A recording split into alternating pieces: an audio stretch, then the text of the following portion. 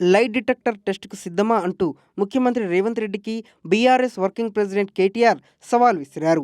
Formula ఈ car రేస్‌కు సంబంధించి సోమవారం విచారణకు హాజరవ్వాలని ఏసీబీ కేటీఆర్‌కు మరోసారి నోటీసులు జారీ చేసింది. ఈ నేపథ్యంలో కేటీఆర్ స్పందించారు.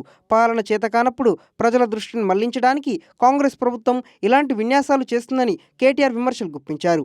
బాధ్యత గల పౌరుడిగా తాను ఏసీబీ విచారణకు హాజరై అధికారులకు సహకరిస్తానని స్పష్టం చేశారు. ఓటుకు నోటు కేసులో పట్టుబడిన ఘటన ఇటీవలే 10 సంవత్సరాలు పూర్తి చేసుకుందని ముఖ్యమంత్రిని ఉద్దేశించి కేటీఆర్ ఎద్దేవా చేశారు.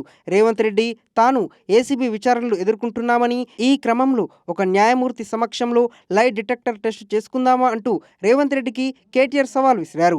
లై డిటెక్టర్ టెస్టును మీడియా ద్వారా లైవ్ టెలికాస్ట్ చేస్తే ఇద్దరిలో అసలు నేరస్తుడు ఎవరో తెలంగాణ ప్రజలు నిర్ణయిస్తారని కేటీఆర్ పేర్కొన్నారు. తనతో పాటు ఈ టెస్టు చేయించుకునే ధైర్యం రేవంత్ రెడ్డికి ఉందా అని కేటీఆర్ ప్రశ్నించారు. పదే పదే విచారణల పేరుతో ప్రజాధనాన్ని ఎందుకు వృధా చేయాలి అని కేటీఆర్ ఫైర్ అయ్యారు.